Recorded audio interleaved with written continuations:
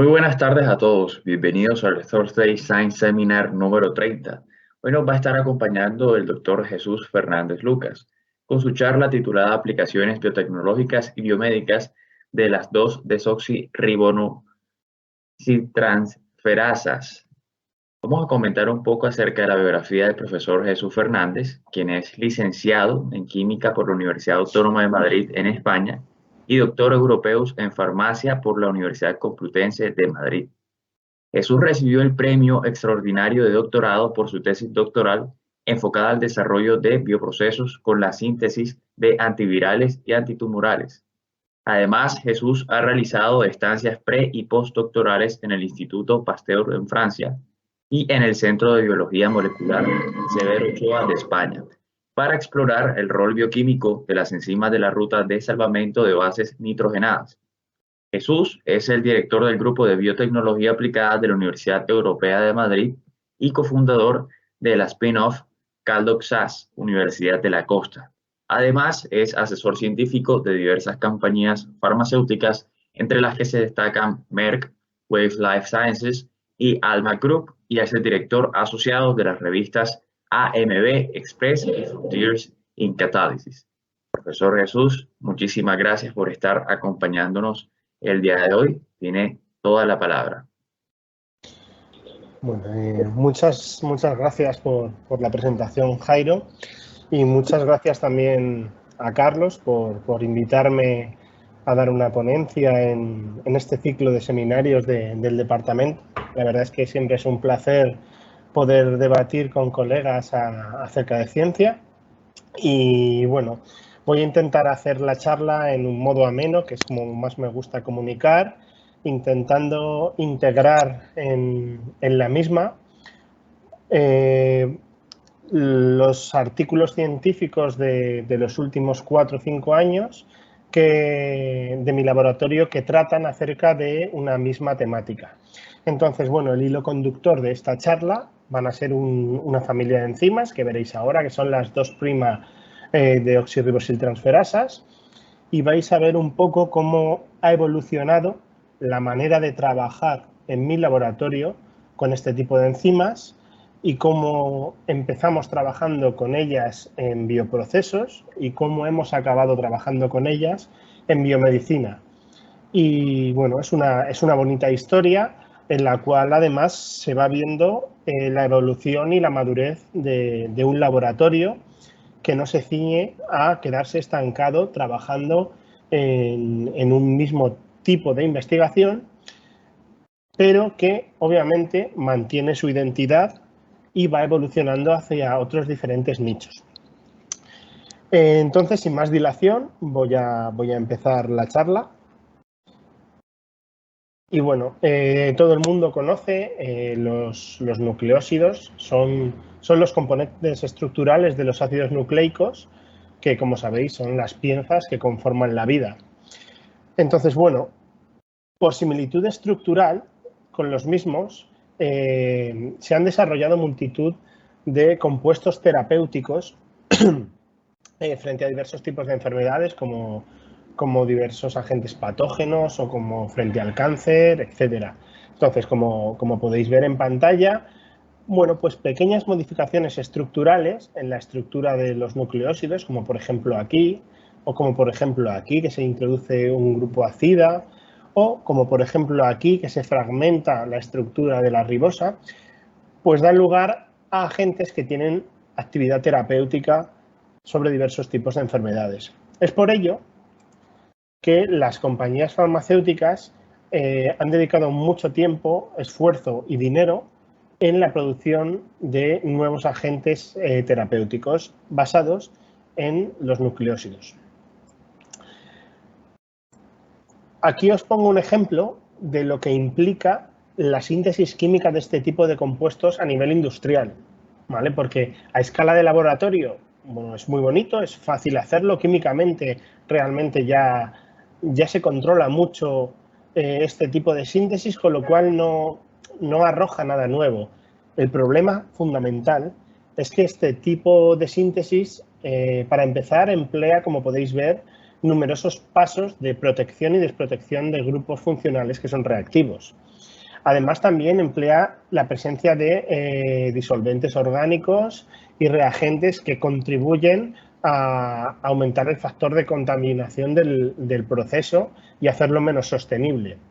Y finalmente, además, todas estas etapas de protección, desprotección, hacen que al final el rendimiento global del proceso, que es lo que en verdad importa a la hora de una implementación industrial de un proceso, pues sea muy bajo. Entonces, al final, tenemos procesos contaminantes y poco productivos. Frente a ellos, en los últimos años, dentro del auge de la química verde, de la química sostenible, pues una rama de la misma es la biocatálisis. Y dentro de la biocatálisis, pues un tipo de reacciones, concretamente las que se llaman reacciones de transglicosilación, y se llaman así porque consisten en intercambiar la estructura de ribosa entre bases nitrogenadas, de tal manera que mediante podemos partir de un nucleósido barato, como por ejemplo la desoxiuridina, y utilizando un biocatalizador, en este caso una enzima, podemos hacer de manera dirigida, en un solo paso de reacción, la síntesis de una molécula con carácter terapéutico, como en este caso es la de citabina. Entonces, con ello nos evitamos todos los problemas que estábamos diciendo antes acerca de los bajos rendimientos de reacción, así como las fases de purificación de productos. Pero es que además podemos aprovechar una ventaja de las enzimas, que las enzimas son, por decirlo de alguna manera, los mejores catalizadores que existen, porque son totalmente estéreo-regio y en antioselectivos, a diferencia de los catalizadores químicos, que muchas veces en las reacciones nos encontramos mezclas de diversos tipos de isómeros. Pero además, en general, otra cosa buena que tienen las enzimas es que suelen trabajar en condiciones sostenibles, en condiciones verdes, pues en pHs neutros, con temperaturas en torno a 25-35 grados y en bufferes acuosos, con lo cual ya por sí mismo estas son condiciones sostenibles que contribuyen a la sostenibilidad del proceso. Y además, finalmente, si estas enzimas somos capaces de inmovilizarlas en algún tipo de soporte que haga que sea fácil separarlo del medio de reacción, pues podemos reciclarlas, con lo cual si las utilizamos un número suficientemente elevado de veces, conseguimos abaratar el precio total del proceso. Como muestra, aquí veis la síntesis de un antitumoral, que es la cladribina, que cuesta 400 euros por gramo de producto. Y si os fijáis, aquí marcado en rojo, en flechas rojas, tenéis diversos tipos de síntesis química poniendo los precios de los sustratos de partida y el número de pasos de reacción. En general, como podéis comprobar, son pues un número de pasos de reacción en torno a 4-8 pasos de reacción, con lo cual tenemos el problema del cual veníamos hablando antes. Cuando incorporamos un catalizador enzimático en la reacción, es decir, cuando hacemos una síntesis quimioenzimática, ¿vale?, parcialmente hecha con catalizador químico y parcialmente hecha con un catalizador enzimático, vemos que se disminuye el número de pasos de reacción manteniendo rendimientos altos.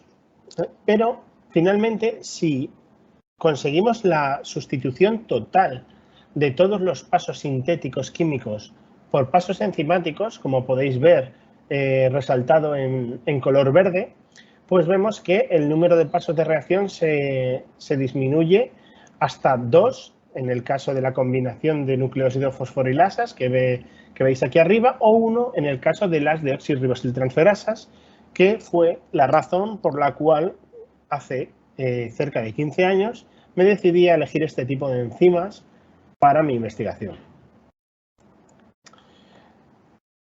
Entonces, el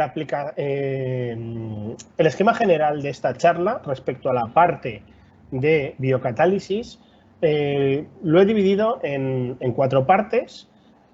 En la primera parte os voy a dar una serie de comentarios generales acerca de actividad y estructura de este tipo de enzimas para que todo el mundo pueda saber de qué estoy hablando. Luego voy a añadir recientes avances que hemos hecho en el laboratorio respecto a mejora de actividad de la enzima o respecto a mejora de termoestabilidad de la proteína, utilizando pues diversas técnicas de ingeniería de proteínas o el uso de enzimas de organismos extremófilos o, por ejemplo, la estabilización de las enzimas mediante inmovilización. Y finalmente voy a mostrar algún tipo de aplicación sintética de estas enzimas y algún ejemplo de cascada enzimática en la que estén implicadas estas enzimas. Y bueno, sin más dilación, voy a pasar a presentaros estas enzimas. Las deoxirribosiltransferasas son unas enzimas que catalizan la reacción de transglicosilación, que veis aquí en pantalla, en la cual intercambian pues, una desoxirribosa entre una base, ¿vale? La base número 1 y otra base que tenemos aquí, la base número 2. Como veis, en un primer paso, un residuo de ácido glutámico de la enzima ejerce un ataque nucleófilo sobre el carbono anomérico que estoy aquí señalando y se rompe el enlace carbono-nitrógeno glicosídico, dando lugar a un intermedio covalente que posteriormente es atacado por la segunda base, generando un producto idéntico al sustrato de partida, pero con la salvedad de que este segundo producto, la base número 2, será una base que hará que este nucleósido tenga un carácter terapéutico. Y además, generalmente, este nucleósido segundo será mucho más costoso que el primero. Entonces, el secreto de esto es partir de sustratos muy baratos, nucleósidos muy baratos, y combinarlos con bases nitrogenadas que den lugar a productos muy caros. Existen dos tipos de deoxirribosiltransferasas, que a partir de ahora las abreviaré llamándolas NDTs, que son las tipo 1, que catalizan esta misma reacción, pero solamente entre bases púricas, y las tipo 2, que son más promiscuas y catalizan esta transferencia entre bases púricas y o pirimidínicas. Entonces, a las primeras las llamamos PDT y a las segundas las llamamos NDT. Y bueno, desde el principio, perdón, la diferencia entre estos dos tipos de enzimas fue algo que me llamó bastante la atención, porque en su momento no quedaba claro y decidimos indagar junto con investigadores del Instituto Pasteur para ver el porqué de esta diferencia. Y bueno, en pantalla veis marcada en rojo, veis la típica estructura de una PDT y marcado en azul veis la típica estructura de una NDT. Y cuando hacemos el alineamiento estructural de las mismas, vemos que en general tienen un alto grado de similitud estructural, lo cual es bastante lógico porque el mecanismo de reacción es muy diferente, pero con la peculiaridad que veis que hay una pequeña zona, un pequeño loop, que se cierra sobre el centro activo, que ahora lo veréis mejor cuando lo represente en 2 dimensiones, que en las enzimas NDT está más cerrado sobre el centro activo y en las enzimas PDT está más abierto. Ello tiene como consecuencia, como veréis ahora, que tenga diferente especificidad de sustrato una y la otra. ¿Vale? A pesar de que tridimensionalmente a mí me gusta más mostrarlo, pero realmente químicamente en 2 dimensiones se ve mucho mejor. ¿Vale? Si os fijáis, he utilizado los mismos colores, azul para NDT y rojo para PDT, y veis aquí, marcado en azul, ese loop del cual os estaba hablando, y en rojo. Si os fijáis, el loop azul se cierra totalmente sobre el centro activo, permitiendo lo que es un sellado total del centro activo. Sin embargo, en el caso del loop rojo, vemos que hay una apertura parcial. Entonces, el que haya una apertura parcial hace que, digamos, la cavidad del centro activo no esté totalmente protegida del medio que le rodea y, digamos, que no pueda encajar exactamente igual el sustrato, con lo cual la catálisis no se produce de igual manera.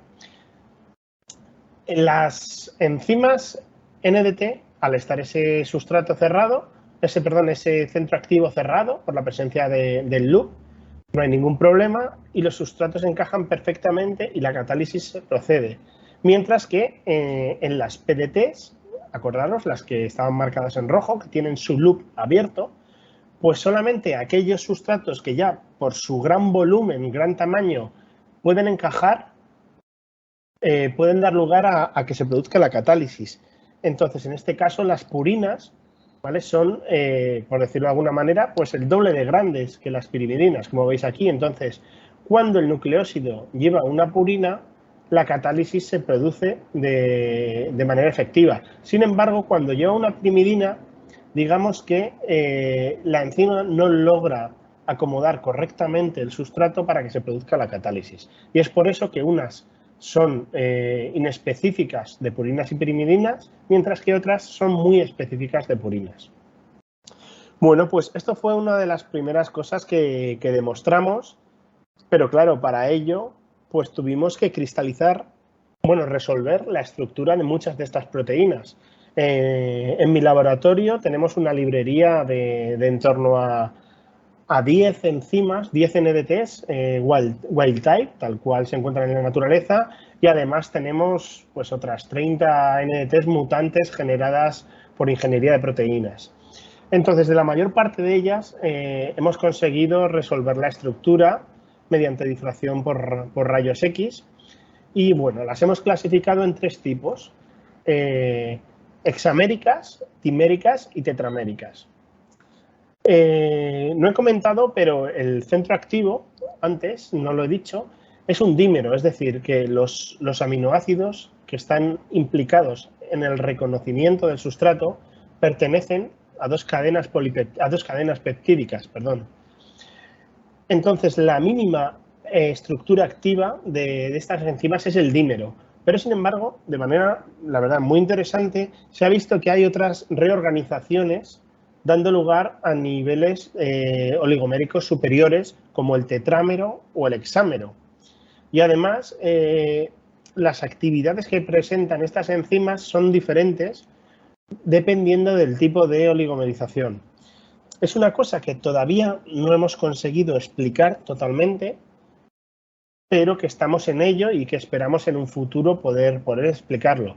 Aunque la verdad no es nada sencillo porque ya, como ya os digo, tenemos estructuras de en torno a 8 o 10 proteínas y todavía no tenemos una razón clara de por qué las enzimas son más activas en un estado que en otro. Probablemente tenga que ver con un mecanismo cooperativo, pero no lo hemos podido demostrar. Lo que sí que hemos podido demostrar y publicar, como veis en estos 3 artículos que hay aquí abajo, bueno, pues es publicar las estructuras de diversos tipos de estas enzimas. Entonces, bueno, he cogido como muestra estos 3 en diversas revistas del ámbito de la biocatálisis, como son ChemCat-Chem o como es la revista Catalyst o como la revista International Journal of Biology. Y bueno, aunque hemos publicado más, pero simplemente pues eso, quería mostraros algunas de ellas. ¿Para qué nos ha servido, continuando la historia, para qué? Porque estaréis pensando, bueno, ¿y para qué queréis tantas estructuras? Si realmente al final tú lo que te dedicas es a hacer bioprocesos. Bueno, pues porque si tenemos las estructuras de la proteína y comprendemos cómo funciona el proceso de catálisis, podemos mejorarlo. Entonces, el siguiente paso ha sido, mediante ingeniería de proteínas, mejorarlo. Pero antes de poder realizar ingeniería de proteínas, hemos tenido que hacer simulaciones para poder intentar comprender cómo procede la reacción, en qué tiempos y de qué manera. Entonces, lo que hemos hecho es, mediante lo que se conoce como dinámica molecular, pues simular en periodos de entre 100 y 500 nanosegundos cómo se mueve la molécula en el sustrato para, al final, de alguna manera, obtener un mapeado de las posiciones en las que es más probable que se encuentre un sustrato en el centro activo. Seguramente a alguno de vosotros os suene lo que se llama docking molecular, que es un acomplejamiento entre enzima y sustrato, que se utiliza mucho para ver cómo interactúa un sustrato con una enzima. es algo que se hacía, pues eso, hace 10, 15 años bastante, pero hoy en día ya no se hace porque realmente eso es una imagen fija, ¿vale? Un snapshot de lo que está pasando. Pero realmente, si tú quieres comprender qué está pasando, no te vale con un snapshot. Necesitas por lo menos miles de snapshots y luego, con un estudio estadístico, determinas cuáles son las poblaciones mayoritarias. Bueno, pues eso es lo que hace la dinámica molecular. Como os he dicho, estudia a lo largo del tiempo todo ese tipo de movimientos de la molécula dentro del centro activo. Obviamente, para eso se necesita un potencial de cálculo pues muy complejo y se necesitan equipos costosos que estén funcionando durante semanas, meses, etcétera. Mismamente, en mi laboratorio tenemos dos clústeres, 2 unidades de computación avanzadas que están funcionando todo el año y solamente se apagan durante el periodo de Semana Santa, esos 7 días, porque cortan la luz en la universidad, pero el resto del año están funcionando constantemente y muchas veces pues lo estamos controlando en remoto desde nuestras casas. Bueno, pues todo ello ha sido posible gracias a que teníamos toda esa información estructural, como os he dicho, pero también teníamos un conocimiento, un know-how funcional acerca de estas enzimas. E integrando todo eso en nuestros cálculos teóricos, bueno, pues hemos podido no solo proponer el tipo de mecanismo, ¿vale? Porque en la literatura nadie había demostrado si esa reacción se producía mediante una sustitución nucleófila unimolecular, es decir, como veréis ahora, a través de la formación de un carbocatión, o mediante un mecanismo concertado de formación y ruptura de enlaces, es decir, una sustitución nucleófila bimolecular. Pero además también hemos demostrado qué residuos son los encargados de transferir los protones, la diferente especificidad de sustrato, que ya os lo he enseñado antes, y el rol de algún tipo de loop específico que es bastante interesante en la catálisis y creemos también en la oligomerización.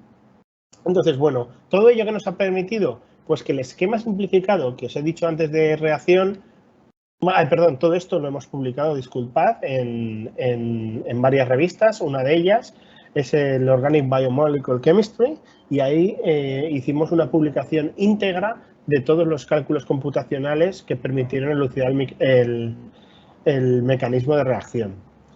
Pero realmente lo bonito de todo esto es que hemos conseguido trasladarlo, simplificarlo, ¿vale?, a nivel de química de 2 dimensiones para que sea más accesible.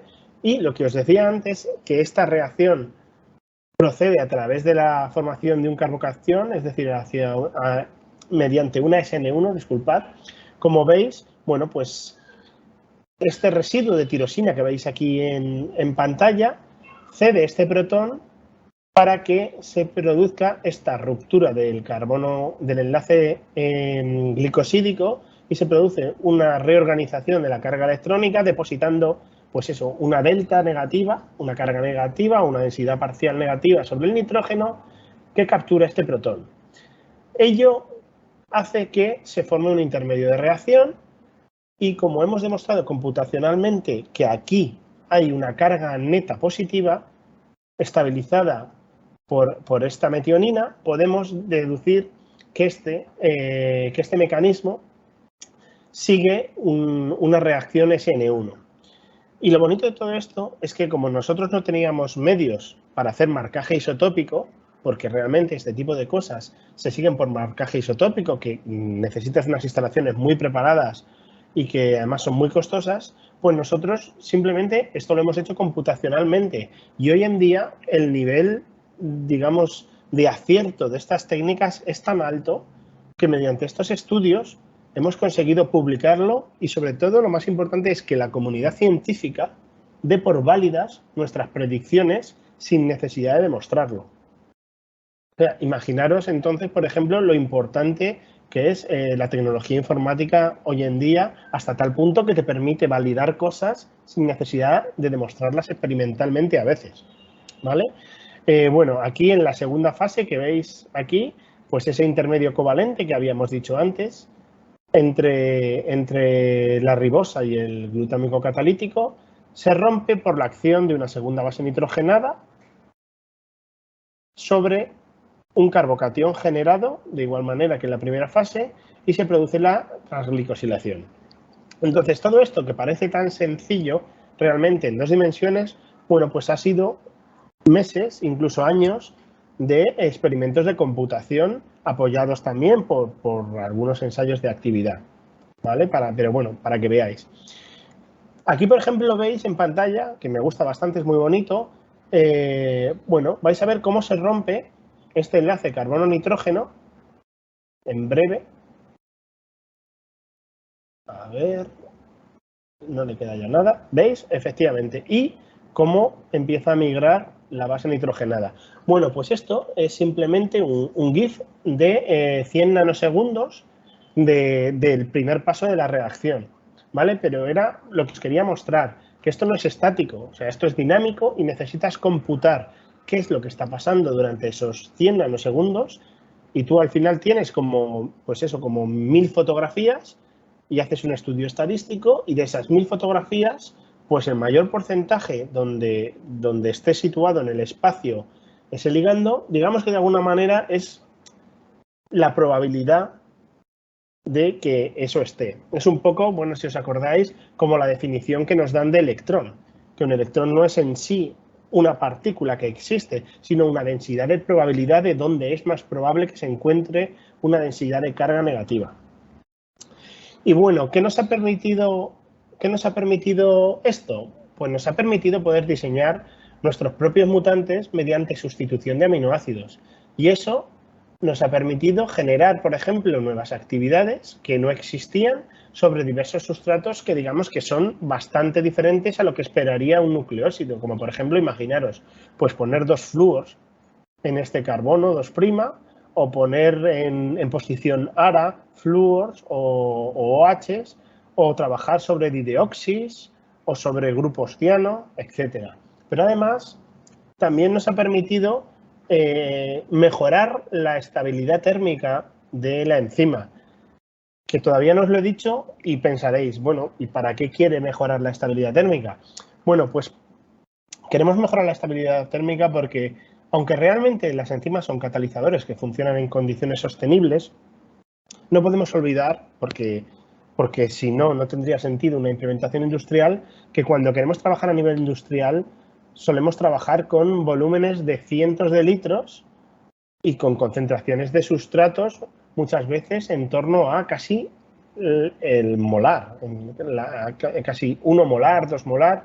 Entonces, a esas condiciones de sustrato, para conseguir esa concentración muchas veces se necesitan disolventes orgánicos a veces, mezclas, temperaturas elevadas para poder hacer que se solubilice. Entonces, el gran obstáculo que se encuentra hoy en día todavía la biocatálisis es la implementación industrial, porque muchas veces las enzimas no resisten estas condiciones industriales. Entonces, una de las cosas que más se busca, junto con la consecución de nuevas actividades, es la mejora de la termoestabilidad del biocatalizador. Y eso también se puede conseguir de diversas maneras. Entre ellas, por ejemplo, una muy simple que hacemos es la introducción de puentes disulfuro, de tal manera que consigan rigidificar la enzima.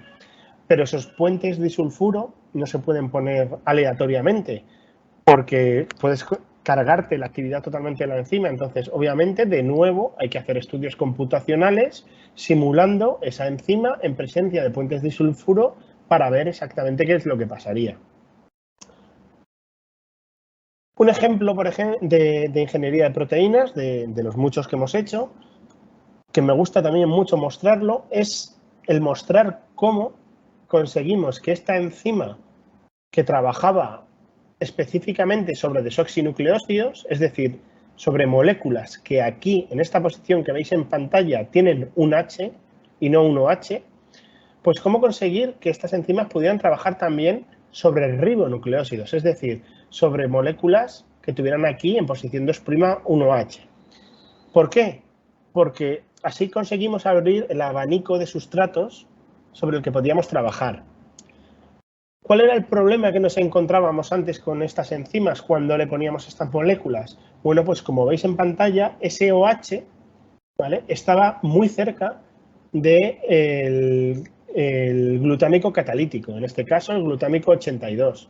¿Vale? Aquí veis en pantalla la PDT de Trypanosoma brucei, la wild type, que eso pone TBPDT-WT.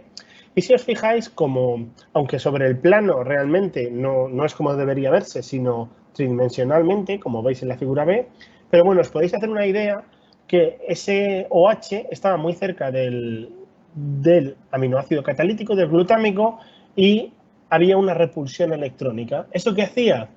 Que, digamos que de alguna manera el sustrato no se lograra alojar correctamente en la cavidad catalítica y no se produjera la catálisis. ¿Qué se nos ocurrió? Bueno, realmente no se nos ocurrió, lo conseguimos deducir computacionalmente. Pues conseguimos ver que, si os fijáis, abajo en la pantalla hay una tirosina. Esta tirosina era la encargada de posicionar este glutámico catalítico para que pueda atacar. Entonces se nos ocurrió que si conseguíamos hacer desaparecer este OH, ¿vale? Como veis aquí en el mutante, pues alguien tenía que ser responsable de poder estabiliz' esta carga del glutámico catalítico. Y, bueno, conseguimos demostrar computacionalmente que el hidroxilo en posición 2' de una ribosa podía hacer la función que tenía el OH de la tirosina. E hicimos una simple mutación de cambiar una tirosina por una fenilalanina, es decir, dos aminoácidos que estructuralmente son muy parecidos, ¿vale? Tienen un anillo de benceno, pero uno no tiene el grupo hidroxilo. Y gracias a eso, como podéis ver, conseguimos variar la selectividad de esta enzima, ¿vale? El ratio de ribosa frente a desoxirribosa lo mejoramos en un factor 10, que la verdad es que es bastante. Sin embargo, todavía estamos intentando revertir totalmente la actividad hacia la ribosa. Es un reto que tenemos, pero bueno, no es tan fácil porque las enzimas están diseñadas a trabajar de una manera. Entonces, tú puedes, digamos que de alguna manera, engañarlas o puedes modificarlas, pero bueno, no es fácil conseguir una reversibilidad total de un tipo de actividad, ¿vale? Esos resultados, además, bueno, estos enzimas mutantes los empleamos en reacciones de síntesis de diversos tipos de análogos de ribonucleósidos por primera vez. Es decir, no se habían sintetizado nunca mediante esta enzima este tipo de análogos. Y bueno, lo publicamos en la revista Chem Biochem en 2019 también, en un artículo que la verdad nos gustó muchísimo, a pesar de que Chem Biochem es una revista Q2, pero bueno, es una revista que me gusta mucho porque la verdad es que es súper interesante y realmente pues no me importó publicarla ahí porque la verdad es que me parecía una revista muy interesante y el momento de publicarla en esa revista. Bueno, volviendo a la estabilidad térmica, que es el siguiente punto, hemos apostado estos años por trabajar con enzimas de organismos extremófilos, es decir, organismos que viven en condiciones extremas, por ejemplo, bueno, en glaciares, en el mar, en sedimentos marinos, en los volcanes, por ejemplo, en minas de carbón, minas de metales pesados. Y os voy a poner dos ejemplos que me gustan mucho de las que hemos obtenido. Una es la NDT de Crocodipiopsis thermalis, que fue la primera NDT hipertermófila que se describió, que como podéis ver, bueno, era activa y estable en un amplio rango de temperaturas, incluyendo entre 50 y 100 grados, la verdad, y bueno, estamos muy orgullosos de ser los primeros de haber descrito una enzima de este tipo que puede trabajar a 100 grados, pero es que además también era la primera NDT tolerante a condiciones ácidas, que también muchas veces es útil conseguir que tu enzima resista valores extremos de pH, tanto ácidos como básicos, porque puedes contribuir a protonar los sustratos y que sean más solubles. Y además trabajaba bastante bien en presencia de un 20% de diversos disolventes orgánicos. Así que la verdad es que era un catalizador bastante útil que además patentamos, tenemos una patente publicada de este catalizador. Y luego, abajo tenéis una NRT bueno, pensaréis, ¿por qué nos cambias ahora el acrónimo? ¿Por qué ahora la llamas NRT en vez de NDT? Bueno, pues la NRT es la enzima que os acabo de describir hace 2 diapositivas, nuestro mutante, ¿vale? Que no existía. O sea, la NRT es una nomenclatura que nos hemos inventado nosotros y que además nos ha permitido ampliar la clasificación. Nosotros ya hemos postulado, y la comunidad científica nos lo ha aceptado, que ya no hay 2 tipos de NDTs, las tipo 1 y las tipo 2, sino que desde luego hay unas tipo 3 y probablemente haya más tipos. Entonces, a las tipo 3 nosotros las hemos llamado NRT, ¿vale? Esa R es de ribonucleoside. ¿Y por qué pongo esta enzima wild type? Si ya diréis, bueno, si ya habéis generado vosotros ese mutante. Bueno, pues porque pensamos que si una simple mutación había hecho cambiar tanto la especificidad de sustrato de la enzima, que probablemente eso no sería solo que se nos hubiera ocurrido a nosotros, sino que probablemente la evolución habría conseguido eso en este tipo de enzimas. Y haciendo minería de datos en diversas bases de datos de ácidos nucleicos y de proteínas, bueno, encontramos genomas de diversos tipos de organismos extremófilos y encontramos codificada en su genoma una enzima exactamente igual a la que nosotros habíamos predicho por mutación. Con lo cual, además, aunque nosotros ya lo habíamos demostrado en nuestro artículo, nos hemos encontrado que la naturaleza, la madre naturaleza, también ha sido capaz de producir la misma enzima que nosotros creamos en el laboratorio. Lo cual, bueno, pues la verdad es que también es un motivo de orgullo ver que muchas veces lo que tú piensas pues tiene sentido y se ha producido también en la evolución. Y bueno, como peculiaridad de esta enzima, aparte de que fue la primera NRT descrita hasta la fecha, pues pudo tolerar una concentración de 4 molar de cloruro sódico, es decir, también fue la primera NDT halotolerante, y la verdad es que también estábamos bastante impactados porque una concentración de 4 molar de cloruro sódico es suficiente para desnaturalizar prácticamente la mayor parte de las proteínas, o al menos restringir mucho su actividad. Y en nuestro caso, no solo no se restringió, sino que se incrementó en un factor 2. ¿Vale? Es una cosa que estamos estudiando hoy en día, que bueno, tenemos una idea del por qué pasa, pero todavía no lo hemos conseguido cristalizar para validarlo, y en este caso sí que necesitamos el cristal.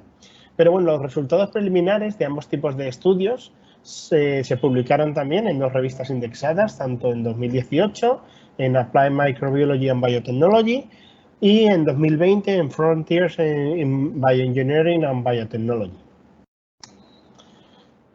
Y bueno, también otra manera de estabilizar proteínas, como os he comentado, es la inmovilización de las enzimas. Existen multitud de métodos de inmovilización de enzimas, más o menos agresivos, dependiendo de la naturaleza de lo que es el linking.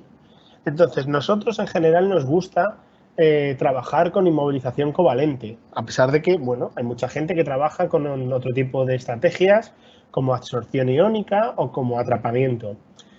¿Por qué nos gusta trabajar con inmovilización covalente?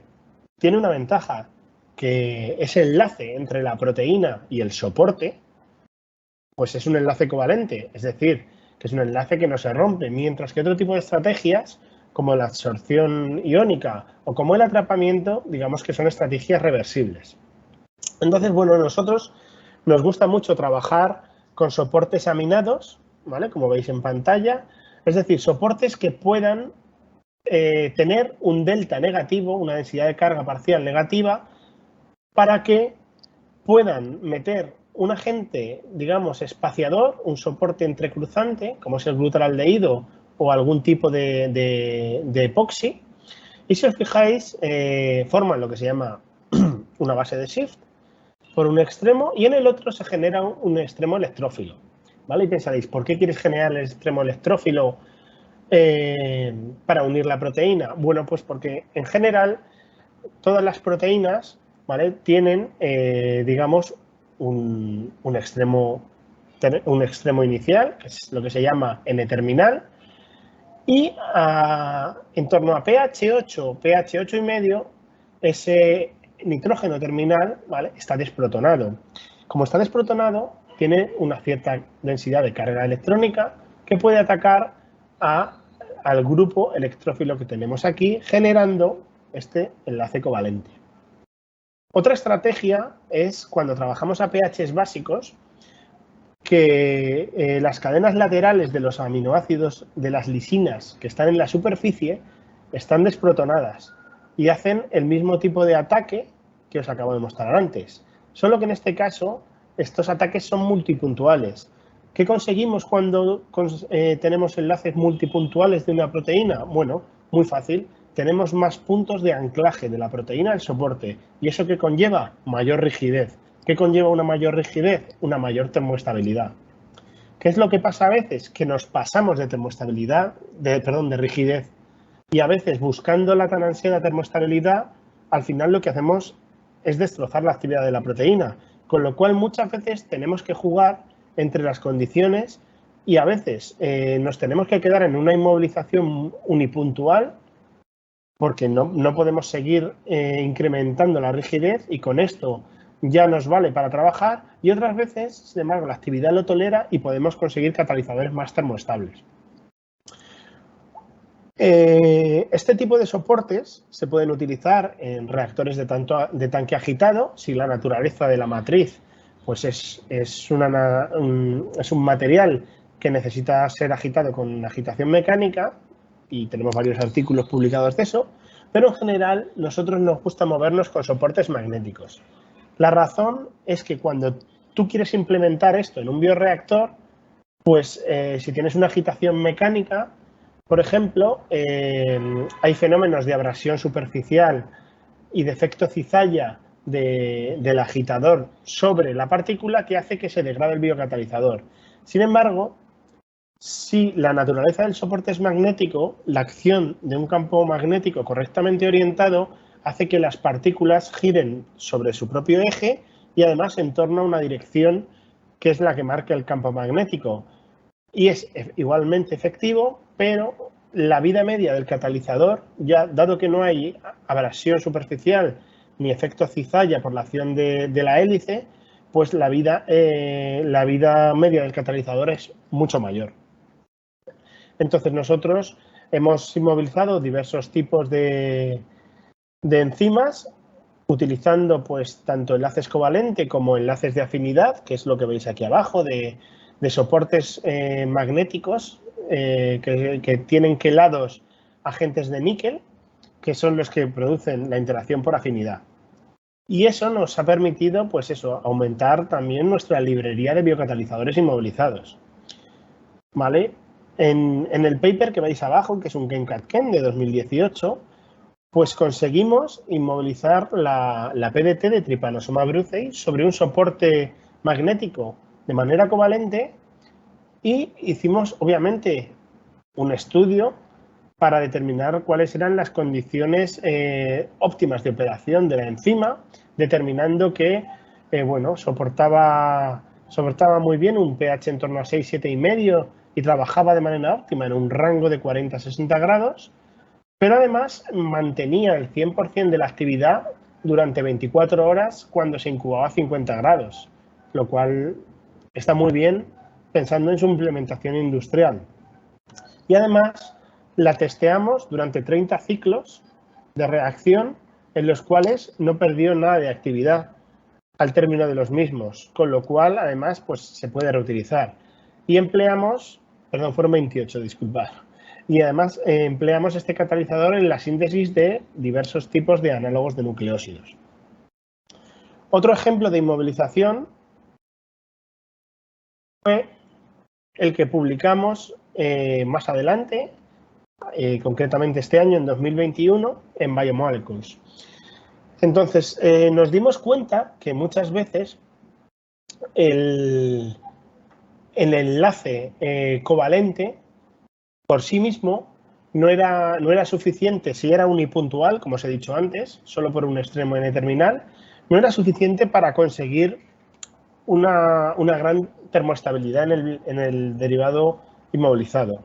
Y se nos ocurrió que podíamos, sobre un derivado inmovilizado covalentemente, añadir una segunda capa de, en este caso, alginato, de tal manera que lo recubriera y lo tuviera incluido dentro de él. ¿Qué conseguíamos con esto? Pues que a la termoestabilidad que ya le aportaba el enlace covalente, pues la incrementa el añadir una capa protectora, ¿vale? Entonces, si os fijáis, la manera de demostrar que esta estrategia fue óptima es ceñirnos a los hechos experimentales. Y de esto sí que estamos muy orgullosos, porque si os fijáis aquí marcado en triángulos negros, está el número de reutilizaciones de este derivado, en torno a 2000, ¿vale? Se dice pronto, 2000 reutilizaciones. Esto sí que es un claro ejemplo de algo que puede ser utilizado en industria. Esto sí que te lo puede comprar una empresa, porque digamos que hay mucha ciencia básica que se queda en eso, en básica. Entonces tú puedes demostrar que has mejorado una enzima, que es más termorresistente, etcétera, que te funciona 20 ciclos, pero realmente cuando tú vas a hablar con una industria, tienes que empezar a hablar de 500, 1000 ciclos en adelante, porque es lo que ellos necesitan para que les salga rentable producir ese catalizador, ¿vale? Entonces, digamos que estamos súper orgullosos de este trabajo porque conseguir 2000 reutilizaciones de una enzima es una auténtica locura.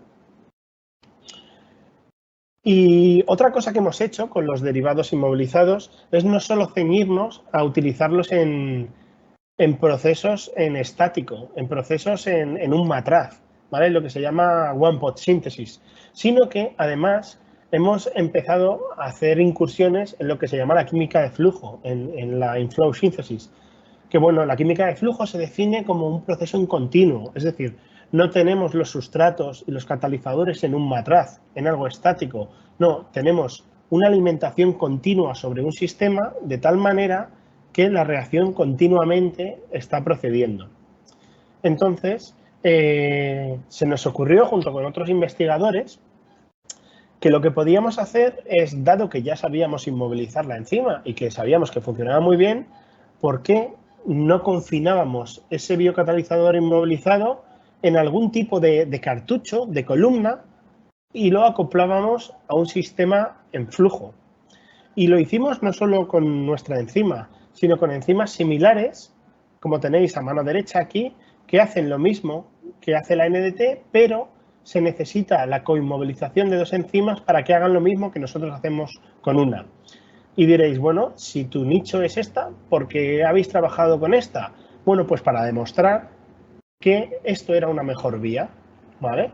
Entonces, ¿qué es lo que hicimos? Bueno, pues lo tenéis en pantalla. Esto que veis aquí es un sistema en continuo y aquí tenéis una columna analítica que está conectada a un detector de cromatografía líquida, es decir, todo esto sería lo que sería un HPLC, y lo que hicimos fue diseñar lo que se llama un IMER, es un reactor enzimático de membrana. ¿Cómo lo hicimos? Metimos nuestros derivados inmovilizados dentro de una columna y esta columna la pusimos a la entrada del circuito del HPLC, de tal manera que a través del caudal que le suministraba la bomba A, aquí se va produciendo la reacción y automáticamente en continuo se va detectando mediante la columna analítica. Esto es un sistema muy básico porque muchas veces lo que se hace es una recirculación, pero nosotros simplemente en este caso quisimos hacer una prueba de concepto, ¿vale? Pero en el futuro, si queremos implementar esto, obviamente tendremos que mejorar todo lo que es el tema de la recirculación. Y esto lo publicamos en la revista Bioasure Technology en 2020. Fue un trabajo que fue nuestra primera incursión real en lo que es ingeniería química, y la verdad es que bueno, pues salimos muy contentos y bueno, probablemente volvamos a hacer alguna cosa de este tipo en el futuro. Y ahora, hoy en día, en el laboratorio estamos desarrollando lo que se llama procesos en cascada, porque muchas veces la reacción de transglicosilación que catalizan las NDTs, pues por sí sola o no es suficiente para obtener el producto que necesitamos. Disculpadme un segundito, que parece que no tengo conectada bien la batería. Vale, gracias, disculpad. Bueno, como os decía, muchas veces esa reacción por sí sola no es suficiente para poder sintetizar el producto que queremos, o luego, por ejemplo, tenemos unos factores que hacen que no sea rentable a nivel de producción industrial, como por ejemplo, pues a pesar de que tengamos un sustrato barato y generemos uno caro, en el camino generamos subproductos. Y estos subproductos, primero hay que separarlos del medio de reacción, ¿vale? Con lo cual, ahí ya necesitas un paso de purificación. Pero es que además, desde el punto de vista de la eficiencia de lo que se llama economía atómica del proceso, no es rentable. Con lo cual, nosotros hemos acoplado diversos tipos de enzima de otro tipo de enzimas que conviertan esos subproductos en productos de alto valor añadido, ¿vale? Entonces, eso tiene dos ventajas. Por un lado, retiras del medio de reacción productos que no te valen y los conviertes en productos que sí te valen. Y segundo, además, por el principio del Les Atelier, que todos conocéis, pues se consigue un desplazamiento del equilibrio hacia la formación de los productos. ¿Vale? Entonces, bueno, aquí tenéis algunos de los tipos de ensayos acoplados con los que estamos trabajando hoy en día, y os voy a mostrar uno de ellos, que es la adicción al sistema de una fosforribosiltransferasa, que veis en pantalla, la de Thermus thermophilus, que lo que hace es la base nitrogenada que se libera cuando se produce la transglicosilación, pues la convierte en nucleótidos. De tal manera que al final en el pool de reacción tenemos el producto de la reacción principal, que es un desoxinucleósido, pero también tenemos un nucleósido monofosfato, que en este caso son productos que nos interesan por industria alimentaria, con lo cual tenemos un 2 en 1. Es decir, con la misma reacción hemos generado un producto de interés en industria farmacéutica y un producto de interés en industria alimentaria. Y además nos hemos quitado un subproducto de reacción y encima hemos conseguido desplazar el equilibrio de la reacción para conseguir una mayor conversión, con lo cual, pues digamos que es una rentabilidad perfecta. Y bueno, hasta aquí concluye lo que es la parte biotecnológica, pero como os dije en el seminario, esto se llama aplicaciones biotecnológicas y biomédicas. Bueno, pues en los últimos 3 años hemos hecho nuestra incursión en biomedicina, pero respetando lo que es la señal de identidad del laboratorio, que son las enzimas de la ruta de salvamento y concretamente las desoxirribosiltransferasas. Entonces, bueno, nos planteamos, dado que estas enzimas no existen en mamíferos superiores, eh,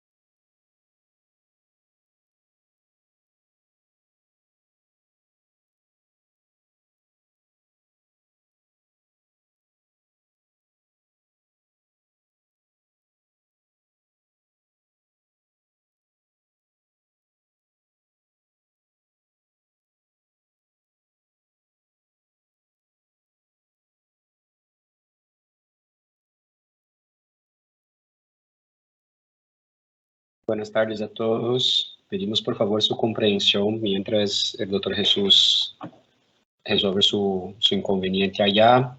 Entonces les pedimos a todos que porfa aguardemos algunos instantes más. Muchas gracias.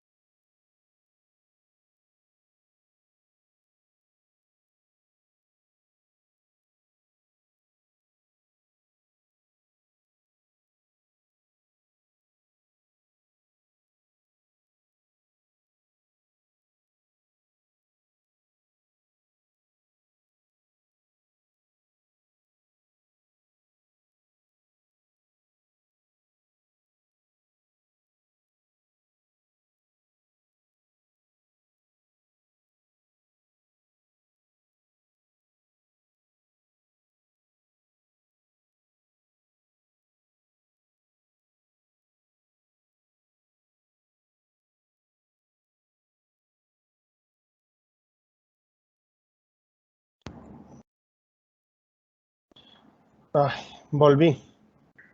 Disculpadme. Es que mi ordenador a veces hace cosas muy locas. No sé qué ha pasado. ¿Me escucháis? Sí, Jesús, te escuchamos. Sí, perdonad. Y vuelvo a compartir. Qué mal, la verdad. Bueno, pues simplemente estaba terminando, ¿vale? Os voy a enseñar el final, que la verdad es que estamos muy orgullosos porque sin ser un laboratorio que se dedicara a biomedicina, hemos conseguido dar ese salto y dedicarnos a biomedicina hoy en día. Entonces, básicamente, lo que hicimos fue aprovechar que estas enzimas no se encuentran en mamíferos superiores para pensar en ellas como una posible diana terapéutica frente a diversos tipos de enfermedades, utilizarla en terapia génica, utilizarla en tratamiento frente al cáncer. Y lo que hicimos fue escoger agentes que ya están descritos, que son citotóxicos, e intentar, a través de nuestras enzimas, poder suministrarlos, ¿vale?, a las células humanas. Pero claro, no los podemos suministrar, tanto la fluoradenina como la 6-metilpurina, no la podemos suministrar así tal cual. Tiene que pasar enmascarada, en forma de lo que se llama una prodroga, ¿vale? Entonces nosotros, para poder utilizar esto, lo que hicimos es, como conocemos mucho la capacidad catalítica de esta enzima, sabíamos cuáles serían las formas más óptimas de prodrogas no tóxicas que nuestra enzima podría activar, mientras que las enzimas humanas no.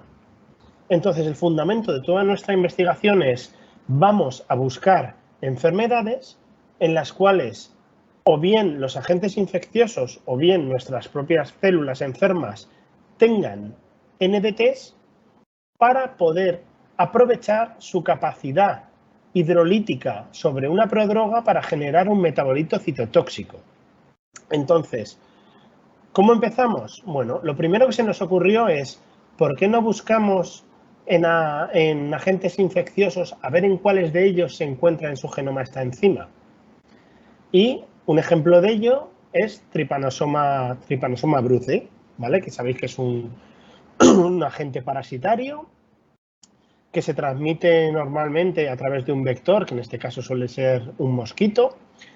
Y en la ruta de salvamento de Trypanosoma, pues encontramos esta enzima. Esta enzima en Trypanosoma lo que hace es que es capaz de hidrolizar los nucleósidos para formar las bases nitrogenadas con las que se construyen los ácidos nucleicos. Entonces, como Trypanosoma brucei poseía esta enzima y nosotros no, nosotros aprovechamos esta diferencia y suministramos diversos tipos de prodrogas a células infectadas por Trypanosoma, consiguiendo matarlas sin matar las células no enfermas. Y conseguimos llegar a una IC50 de 0,5 micromolar, que realmente es un bastante buen resultado. Digamos que en biomedicina, como bueno, Carlos sabrá mucho mejor que yo, que se dedica a esto, pues realmente los resultados buenos empiezan cuando estás del orden de 0,5, 0,25 micromolar. Todo lo que sea por encima, pues digamos que de alguna manera no es muy viable para utilizarlo terapéuticamente. Entonces, la verdad es que estamos muy contentos porque en nuestra primera incursión hemos conseguido algo bastante bueno. Pero además, ese mismo principio lo hemos empleado en agentes infecciosos aislados de hospitales, en este caso con cepas de Enterococcus multiresistentes. Y bueno, aunque el resultado no ha sido tan bueno, pero nos hemos acercado ya al rango de 20 micromolar, con lo cual también son resultados como pruebas de concepto que están bastante bien. No obstante, tanto en un caso como en otro, queremos seguir mejorándolo antes de publicarlo. Otra cosa que hemos conseguido es aplicar esto en lo que se llama terapia gen suicida en cáncer. Se nos ocurrió que si conseguíamos introducir el material genético correspondiente a los genes de estas enzimas en células enfermas y conseguíamos que se expresase en esas células enfermas esa enzima, pues podíamos utilizarlo de igual manera para activar pues prodrogas tóxicas como habíamos hecho anteriormente. Obviamente esto es mucho más tedioso porque nuestras células ni las cancerosas, ni las que no tienen esta enzima. Entonces, lo que hicimos fue, mediante transfección, introducir el material genético dentro de las células cancerosas y tratar luego con una prodroga, ¿vale? Esto que se dice tan fácil nos llevó 2 años hacerlo, porque además, y bueno, y seguimos en ello, a pesar de que ya hemos publicado una prueba de concepto este año en Biomolecules, pero seguimos en ello. ¿Por qué? Porque ya hemos visto que funciona y ahora que hemos conseguido llegar al rango de 0,1 micromolar de IC50, ahora estamos intentando mejorarlo, es decir, utilizar enzimas mejores para ver si conseguimos bajar. Y para ello, pues hemos tenido que estudiar computacionalmente el proceso de hidrólisis de la enzima y ver si la combinación de sustratos es mejor añadir un nucleósido más una base o simplemente solo un nucleósido. Si os fijáis aquí tenemos diagramas de barras de la efectividad de la reacción en ausencia y en presencia de una base aceptora. Y todo eso, al igual que pasaba antes, también lo hemos tenido que simular experimentalmente y explicar. Con lo cual, este es un trabajo que abarca multitud de disciplinas, no solo enzimología o catálisis o química computacional, sino también implica biomedicina, por ejemplo. Entonces, bueno, nos ha servido para empezar a indagar en este tema.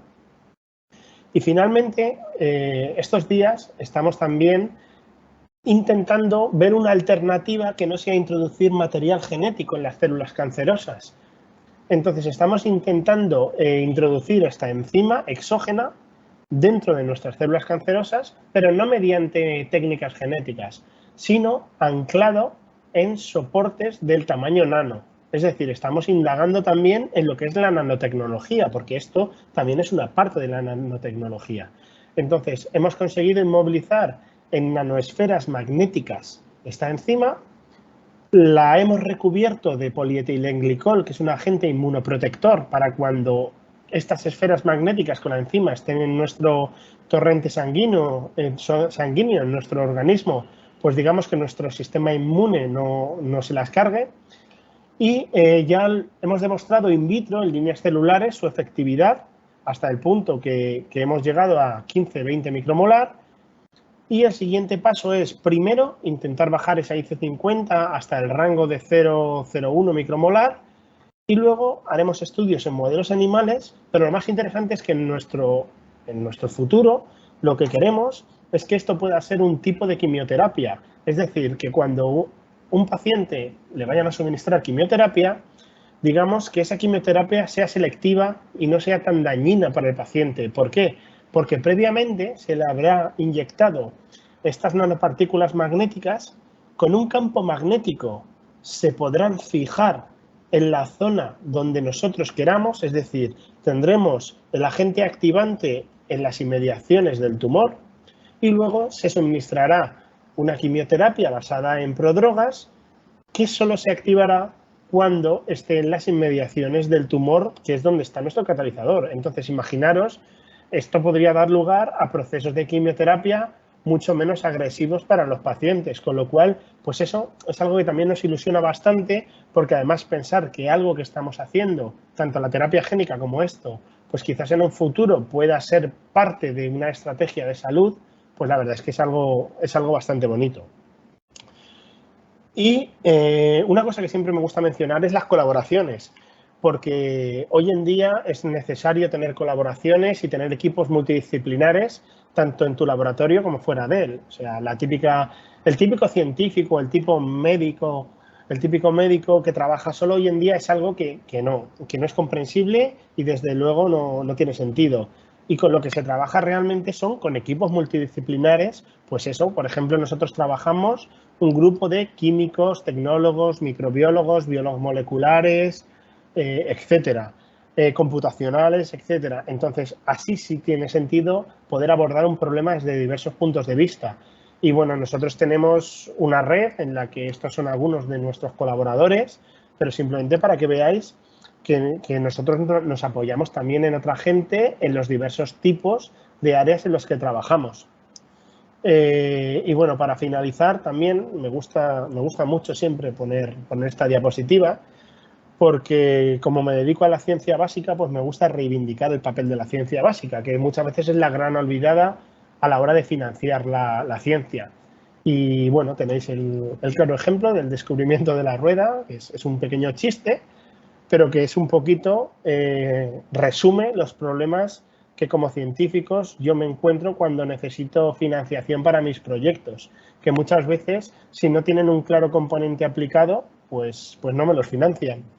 Así que nada, espero que os haya gustado la charla. Os pido 1000 disculpas por lo de la batería, que no sé qué ha pasado con mi cargador.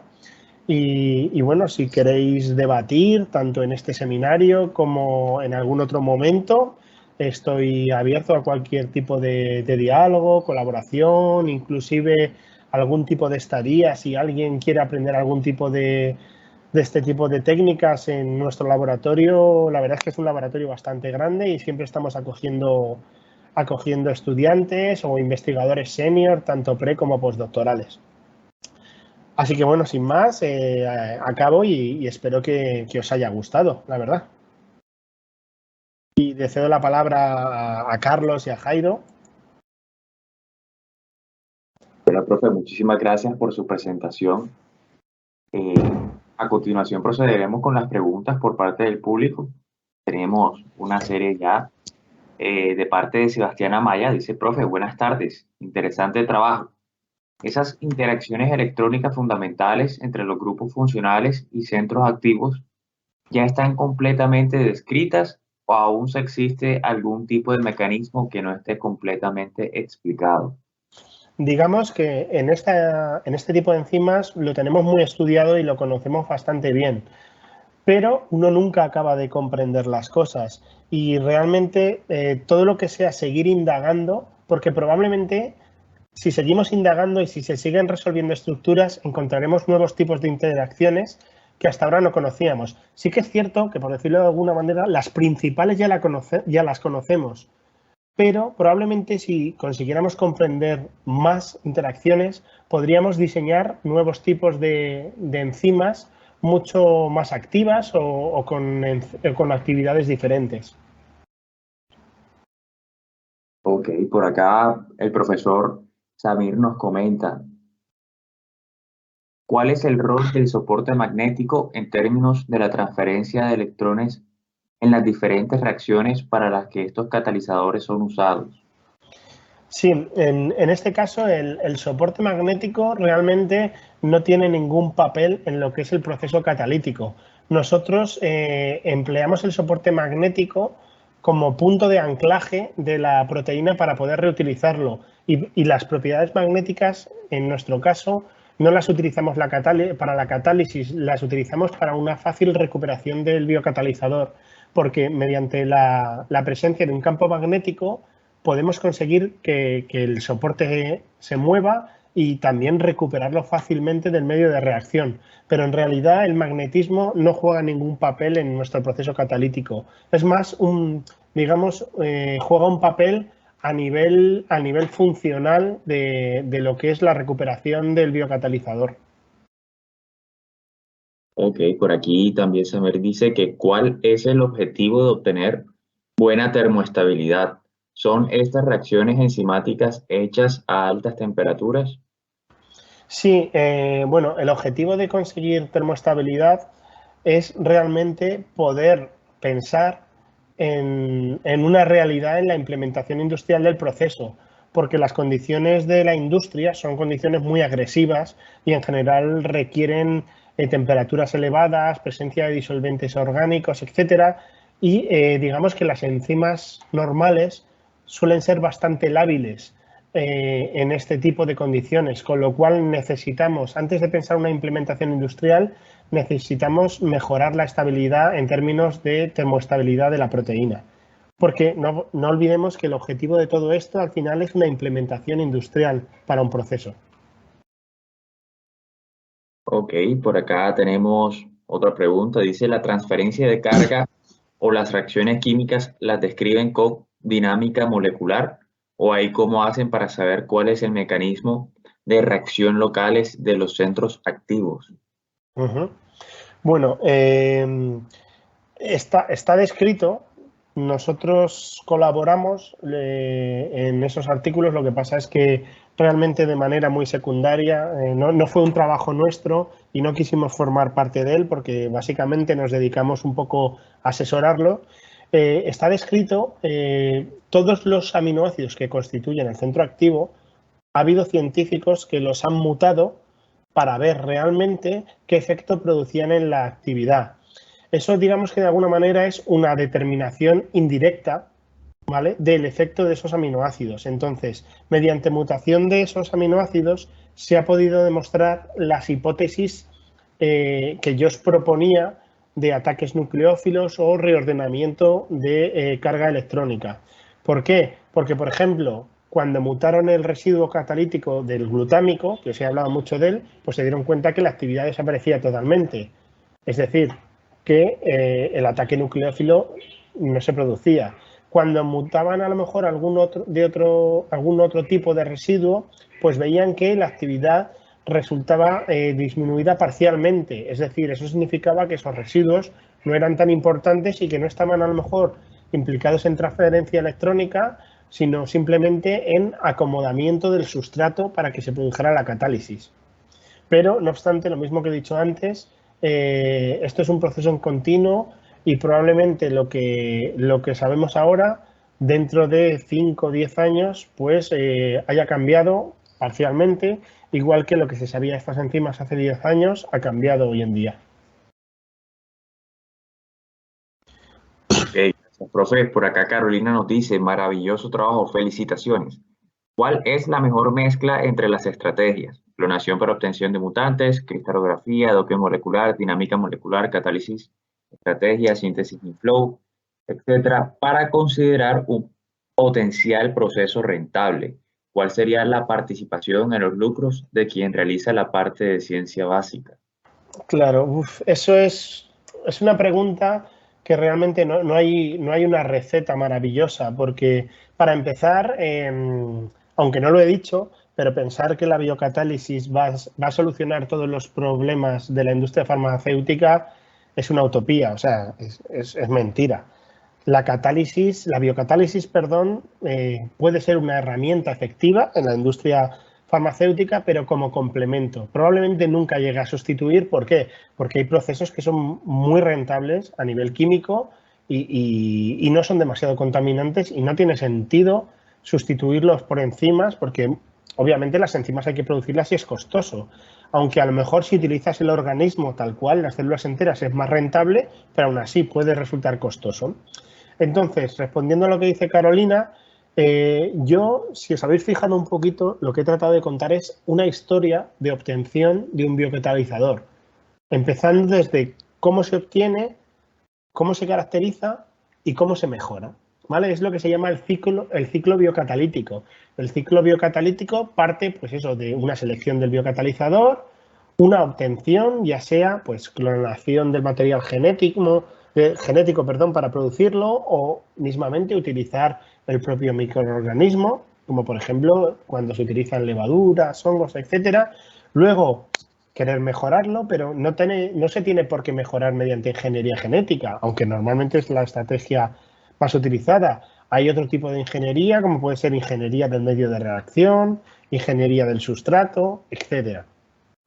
Entonces, muchas veces, dependiendo de los medios que tienes, dependiendo de los costes del proceso y dependiendo también de las capacidades que tiene la empresa a la que le quieres vender el producto, pues eliges una estrategia u otra. Si yo tuviera que elegir, porque además me he dejado una estrategia que es la evolución dirigida, que no os he hablado de ella porque estamos empezando ahora, que es básicamente conseguir que a nivel de laboratorio se produzcan ciclos de evolución similares a los que pasan en la naturaleza con la evolución de las especies, pero digamos que controlados por nosotros. Entonces, conseguir evolución del material genético para que se produzcan actividades que nos interesan. Entonces, pues es que si os fijáis, son muchas estrategias.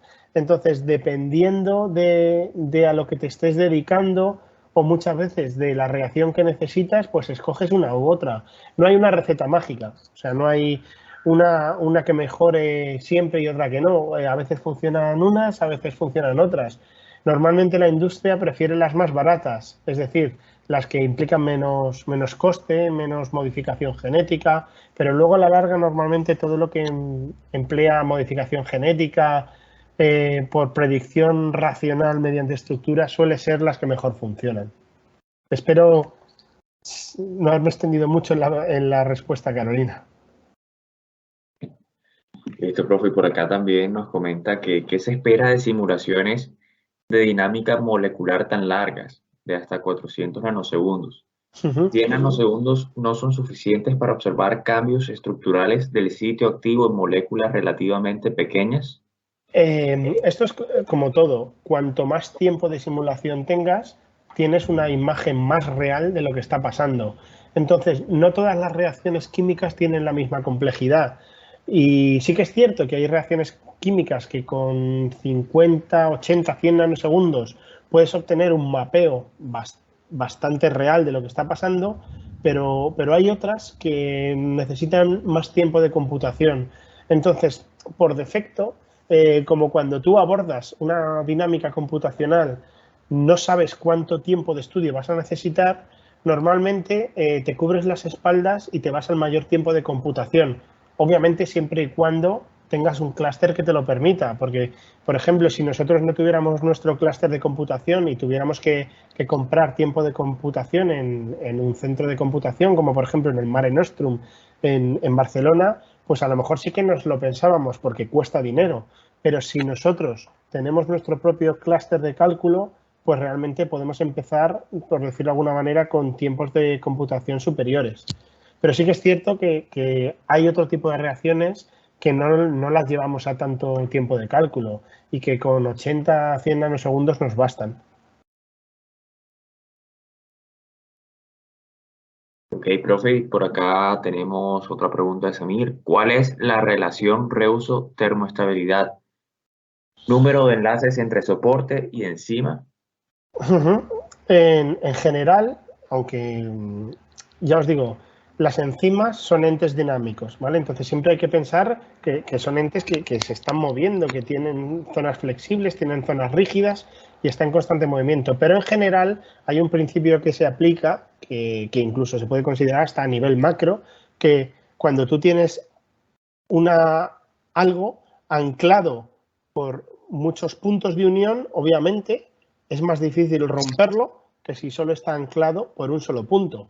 Entonces, en general, cuando consigues mayor número de interacciones multipuntuales, tienes una mayor rigidez, obviamente, y eso indica mayor termoestabilidad, pero el problema es que esta rigidez, o sea, estas uniones multipuntuales pueden ser muy efectivas en términos de termoestabilidad, pero a lo mejor no lo son en términos de actividad, porque, por ejemplo, están en las inmediaciones del centro activo. Por eso es tan importante el conocimiento de la estructura de la proteína y la predicción bioinformática del mecanismo de reacción. ¿Por qué? Porque si tú sabes por dónde entra, por ejemplo, el sustrato al centro activo y dónde está el centro activo, pues puedes diseñar una proteína que tenga, por ejemplo, grupos reactivos para anclarse al soporte que estén en el otro lado de la proteína muy lejos del centro activo, con lo cual así consigues mayor termoestabilidad sin afectar la actividad. Pero claro, esto suena muy bonito, pero también es difícil conseguirlo. Y en general, cuanto más incrementas la termoestabilidad de un biocatalizador, normalmente se ve comprometida la actividad. Entonces, lo ideal es encontrar un término medio. No llegar a niveles extremos de termoestabilidad siempre y cuando la actividad se vea afectada y quedarte en un término medio. Tened por cuenta que en términos de aplicación en industria, cualquier pequeña mejora en términos de un proceso, imaginar mejorar pues el rendimiento, multiplicarlo por 2, por 3, o pues claro, eso en términos de producción, de costes, puede significar disminuir a lo mejor en millones de dólares. Entonces, a pesar de que os parezca que multiplicar por 2 la productividad puede ser poco o incluso aumentar su termoestabilidad 5, 6, 7 grados, es que realmente el efecto en la industria puede ser muy importante. De hecho, yo últimamente, el último año, sí que me he dedicado bastante a asesorar a empresas grandes, sobre todo, por ejemplo, Merck. Merck tiene, para mí, la unidad de biocatálisis más potente del mundo, pero con diferencia, y hacen, o sea, hacen barbaridades, hacen magia. O sea, yo cuando hablo con ellos, que obviamente tienes que firmar un contrato de confidencialidad, pero cuando me muestran lo que están haciendo, hay veces que digo, pero ¿cómo se les puede ocurrir esas cosas? Y bueno, pues ellos cuando hablas, todas las cosas que hacen siempre lo hacen pensando, obviamente, en disminuir costes. Pues todo este tipo de cosas que os estoy describiendo, luego ellos las intentan implementar. Lo que pasa es que, claro, ellos obviamente, con los medios que tienen, imaginaros, hacen verdaderas maravillas. Profe, y ya para cerrar, el profesor Miguel dice que me pregunto si el trabajo que están desarrollando en biomedicina es un poco como tener la solución y buscarle el problema. Como tener la solución y buscarle el problema. Bueno, no entiendo muy bien la pregunta con respecto a tener la solución, porque, pero lo que sí que te voy a explicar, Miguel, es el por qué nosotros hemos pensado en esta enzima, porque entiendo que te refieres buscar el problema a por qué tengo que meter yo mi enzima dentro de la célula cancerosa, por ejemplo. Vale, pues, por ejemplo, digamos que las células cancerosas no dejan de ser células humanas y su maquinaria metabólica, su maquinaria enzimática es la misma maquinaria que la de tus células. Entonces, obviamente, matar una célula cancerosa es muy fácil. O sea, le echas un chorrito de ácido clorhídrico y la matas, pero también matas tus células. Entonces, realmente, a la hora de combatir el cáncer, necesitas encontrar un factor diferencial. Y como nuestras células se parecen tanto, obviamente, porque siguen siendo nuestras células, es muy difícil encontrar factores diferenciales. Entonces, la idea más fácil que se nos ocurrió es, ¿y si encontramos un factor diferencial que no existe? ¿Vale? Porque estas enzimas no existen en nosotros. Entonces, si conseguimos introducirlas y, por ejemplo, mediante terapia génica las introducimos y conseguimos que se expresen, pero además, imagínate que conseguimos integrarlo en el propio genoma del tumor. Cuando se replique el tumor, se va a replicar esta enzima. Entonces, entiendo que puede parecer que estamos introduciendo el problema, pero realmente lo que estamos introduciendo es la solución, porque el problema ya existía y cuando hacemos esto es porque a lo mejor otras estrategias no han funcionado. No sé si realmente esa es la respuesta a tu pregunta, si la he entendido bien. Pero, profe, muchísimas gracias por todas sus respuestas. Muy interesante.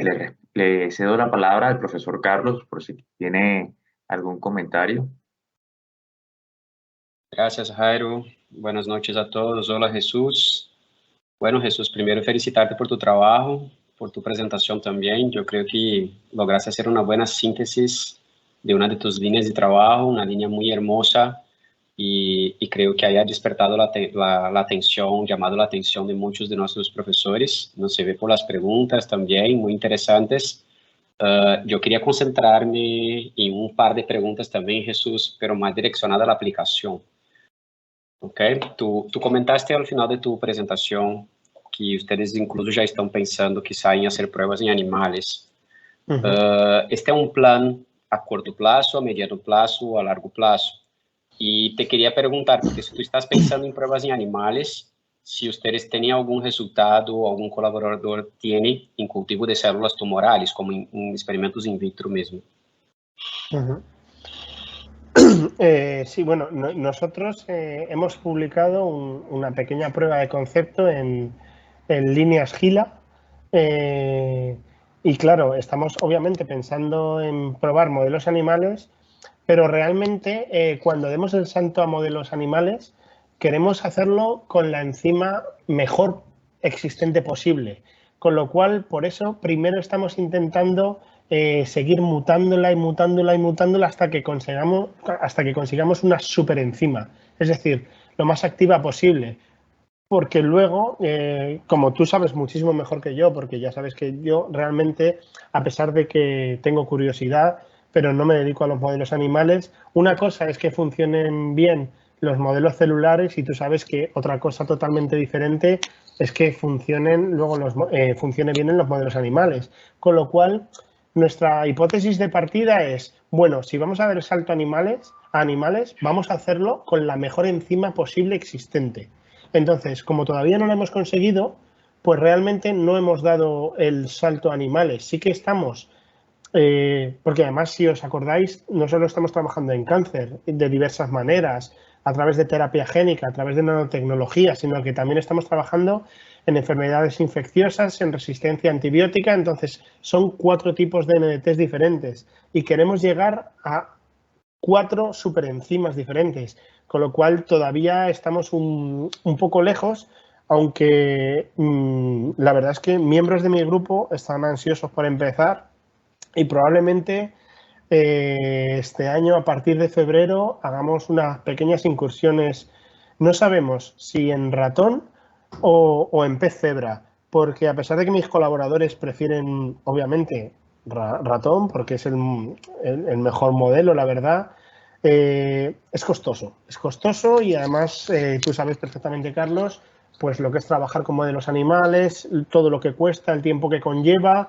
Entonces, yo soy partidario de una primera aproximación en pez cebra porque es mucho más rentable y te puede dar una muy buena idea acerca de si merece la pena gastarte dinero en modelos animales superiores.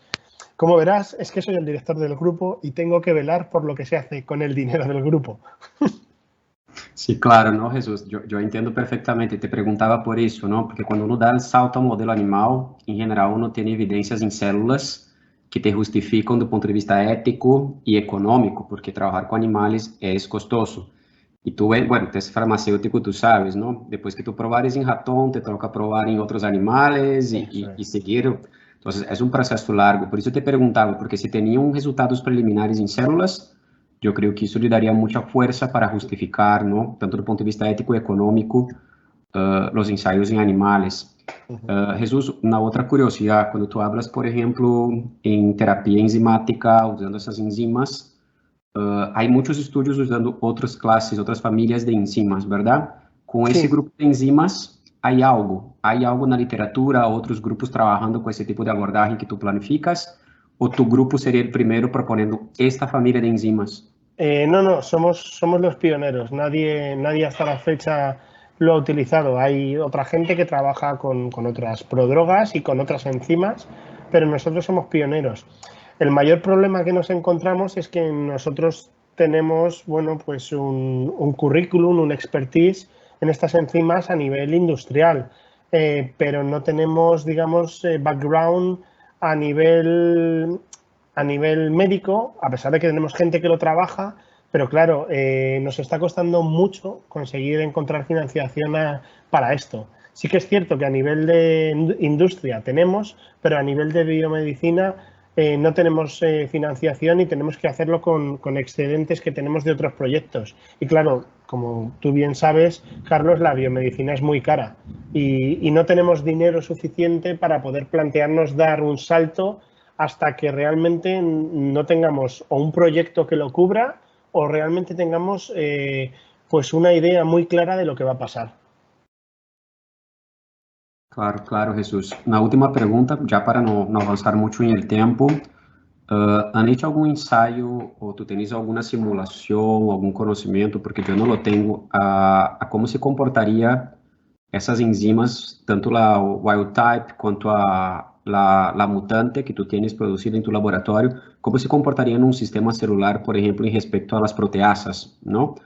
Porque sabemos que las células tienen las defensas también contra ese tipo de infección que viene por varios virus y bacterias. ¿Has hecho alguna prueba o tú tienes alguna información de qué tan resistentes a proteasas serían esas enzimas, Jesús? No, la verdad, y es una cosa que tenemos en mente y esa fue la razón de que a pesar que la terapia génica inicialmente no nos ha dado malos resultados, pero por eso estamos profundizando en la nanotecnología, porque si os acordáis en la presentación he mencionado la palabra de recubrimiento con polietilenglicol, pensando en eso, en un agente inmunoprotector, pensando en darle al derivado una protección frente a los elementos del medio sanguíneo. En este caso, bueno, eso es una de las cosas que nos preocupan bastante, las proteasas. Pero claro, obviamente es que hasta que realmente no lo empleas no te das cuenta muchas veces. Puedes predecir, pero si algo he aprendido, porque yo no tengo, todavía no tenemos mucha experiencia en esto, pero si algo he aprendido es a tratar con mucho respeto el salto de línea celular a modelo animal. No, claro que sí, Jesús. Y la verdad es que las células tumorigénicas, tumorales, de verdad que ellas tienen unas características muy interesantes do ponto de vista biológico, pero do ponto de vista clínico, muy malas, ¿no? Porque tienen ya cambios metabólicos que las hacen, por ejemplo, más resistentes a radicales libres do que las células saludables. Entonces, es como un poquito complicado también uno predecir cómo esas células se comportan, porque pueden haber mutaciones y quizá procesos biológicos, no sé si tanto a nivel de detoxificación, tú sabes que hay también, ¿no? El desarrollo de resistencia química en esas células tumorales. Entonces, sí, son células muy, muy interesantes de trabajar, pero muy complejas desde el punto de vista clínico. Entonces, bueno, yo quedo ahí curioso, Jesús, a ver tus próximos pasos también. Ojalá logren tener el mismo éxito que han tenido hasta la fecha. Hombre, yo creo que lo que tienes que hacer, Carlos, es dejar de ser decano y venirte a mi laboratorio y así completamos el estudio. Vamos a ver, vamos a ver. Muchas gracias, Jesús, por la invitación y de verdad muchas gracias también por la charla. Muchas gracias también a todos los asistentes por las preguntas. Ojalá de ahí se pueda salir muchas ideas de proyectos, muchas oportunidades de interacción también contigo. Perfecto. Pues muchas gracias a todos y un placer haber estado aquí. Muchas gracias. Feliz noche a todos. Hasta luego. Muchas gracias por su asistencia.